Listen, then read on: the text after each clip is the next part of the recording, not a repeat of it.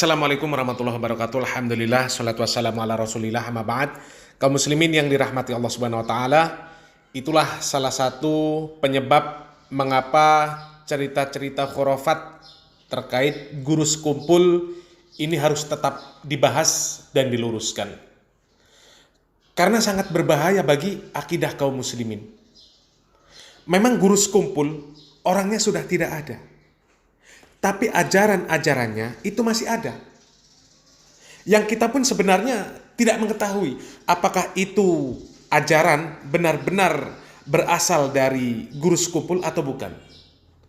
Karena bisa jadi itu ajaran yang dibuat oleh orang-orang setelah beliau, yang mencatut nama beliau dengan tujuan tertentu.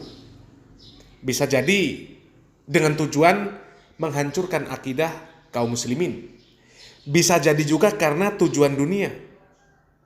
Dan urusan akidah ini urusan yang besar.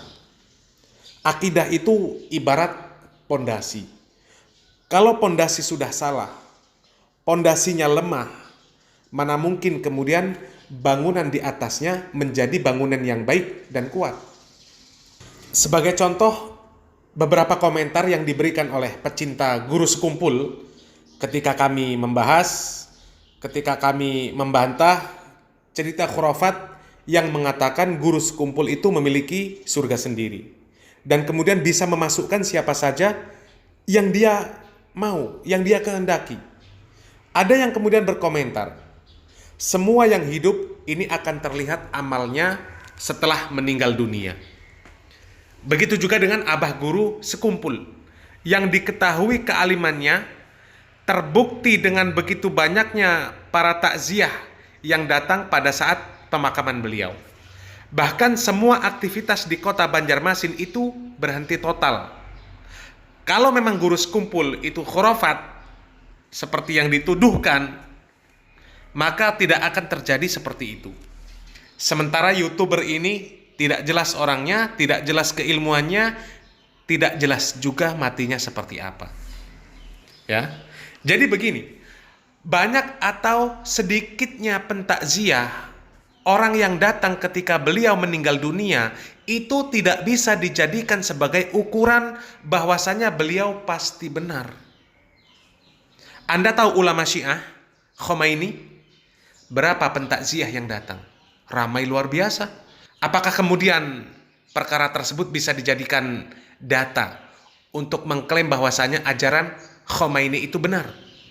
Tentu tidak. Benar atau tidaknya sebuah ajaran, sebuah keyakinan, itu diukur kesesuaiannya dengan Al-Quran dan Sunnah. Sebagaimana pemahaman para salafus soleh. Silakan buktikan, adakah para ulama, terutama mereka ulama yang masyhur, yang mereka menyampaikan hajat mereka, meminta tolong kepada guru-guru mereka yang sudah meninggal dunia? Katakanlah Imam Syafi'i. Pernahkah Imam Syafi'i melakukan seperti apa yang dilakukan oleh orang-orang yang mengaku sebagai murid guru sekumpul tersebut? Madad ya Syekhi Imam Malik. Madad ya Malik, madad ya Malik. Tidak ada. Tidak ada Imam Syafi'i mengkultuskan Imam Malik, mengatakan Imam Malik punya surga sendiri. Bahkan Imam Syafi'i tidak pernah mengaku mempunyai surga sendiri dan bisa memasukkan siapapun ke surganya sesuai dengan kehendaknya. Lebih hebat siapa guru sekumpul dengan Imam Syafi'i? Dan masih banyak lagi cerita-cerita khurafat dan perkara-perkara agama yang diada-adakan terkait nama guru sekumpul ini. Di dalam kitab wasiat Habib Abu Bakar Al-Habsyi, gelarnya Al-Abbas, beliau sempat menduduki pangkat Qutbul Ghaus sesudah Sayyidi Muhammad Amin Qutbi. Ujar Sidin, selama bekas kopi ada di rongga manusia, kurang nangis kopi, bakasnya itu ada lagi di rongga, selama ada bekasnya itu, malaikat memintakan kepada Allah ampunan segala dosa kurang itu. Kurang minum kopi tadi yang masih ada bekasnya di rongga. Malaikat memintakan ampunan. Yang kedua, selama tasbih ada di badan kita, walau kada dipakai dalam kantong tasbih, ya kan? Tasbih dalam kantong kada dipakai, selama tasbih ada dalam kantong, sama malaikat memintakan ampun kepada Allah untuk orang itu segala dosa. Kaum muslimin yang dirahmati Allah Subhanahu wa taala, kalaulah keyakinan-keyakinan yang seperti ini kemudian dibenarkan, diikuti, lalu untuk apa Allah Subhanahu wa taala mengatakan bahwasanya nabi kita Muhammad sallallahu alaihi wasallam adalah penutup para nabi? Untuk apa Allah Subhanahu wa taala menurunkan ayat al-yauma akmaltu lakum dinakum? Karena terbukti wahyu masih terus turun. Syariat masih terus bertambah, ibadah masih terus ada yang baru. Artinya agama Islam ini belum sempurna. Masih perlu penambahan-penambahan, terutama di dalam perkara-perkara ibadah. Belum lagi cerita-cerita khurafat yang lain. Yang dikatakan guru sekumpul ditemui Nabi, dicium lututnya oleh Nabi Muhammad SAW, itu cerita bohong. Keluarga Nabi Muhammad SAW saja, para sahabat radhiyallahu anhu majma'in, ketika mereka mengalami kesusahan, tidak pernah Nabi datang menemui mereka. Seandainya Nabi Muhammad SAW itu bisa menemui orang-orang yang masih hidup, maka keluarga dan para sahabat beliau SAW lebih berhak untuk beliau temui. Tapi tidak pernah ada riwayat Nabi SAW menemui mereka radhiyallahu anhum ajma'in. Dan kebanyakan orang-orang yang meyakini hal-hal semacam ini, mempercayai klaim-klaim orang yang mengaku bisa bertemu dengan Nabi dalam keadaan sadar, mereka dukung perkataan mereka, klaim mereka dengan hadis yang sahih. Diriwayatkan dari Abu Hurairah radhiyallahu an, Rasulullah sallallahu alaihi wasallam mengatakan, "Wa man ra'ani fil manami faqad ra'ani haqqan, fa inna syaitana la yatamassalu fi surati. Wa man kadzdzaba alayya muta'ammidan falyatabawwa maq'adahu minnar." Rasulullah sallallahu alaihi wasallam mengatakan, barang siapa yang melihatku di dalam mimpi, maka sesungguhnya dia telah melihatku secara benar. Sesungguhnya syaitan tidak bisa menyerupai bentukku. Maka barang siapa yang berdusta atas namaku secara sengaja, maka dia telah mengambil tempat duduknya di dalam neraka. Hadis riwayat Bukhari dan Muslim. Hadis ini adalah hadis yang sahih, yang dipakai dan difahami oleh orang-orang tarekat sufi sesuai dengan kemauan mereka, untuk membenarkan klaim-klaim mereka yang mengaku bisa bertemu dengan Nabi secara sadar di dunia ini. Dan bagaimana penjelasan tentang hadis ini?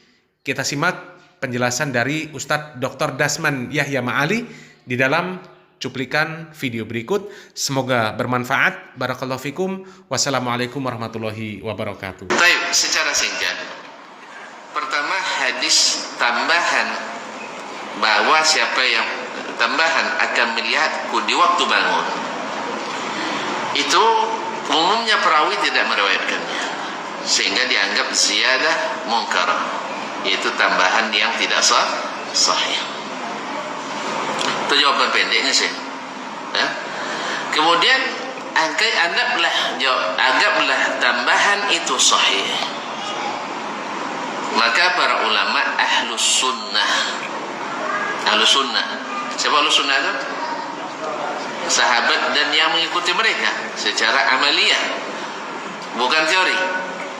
Teori nanti banyak orang menisbatkan diri, ini tarekat ini nisbatnya ke Abu Bakar Siddiq, ini ke Ali bin Abi Thalib, itu banyak.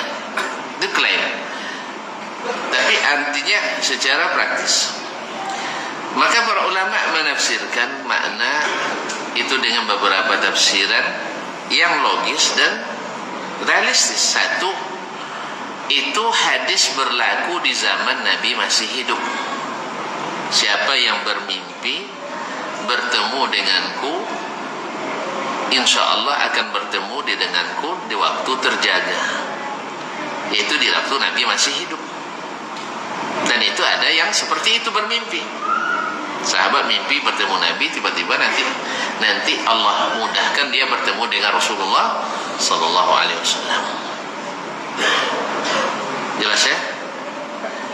Yang kedua, ma'asyiral kiram dirahmati Allah Subhanahu Wa Taala, tafsirnya akan bertemu dengan Nabi nanti di akhirat.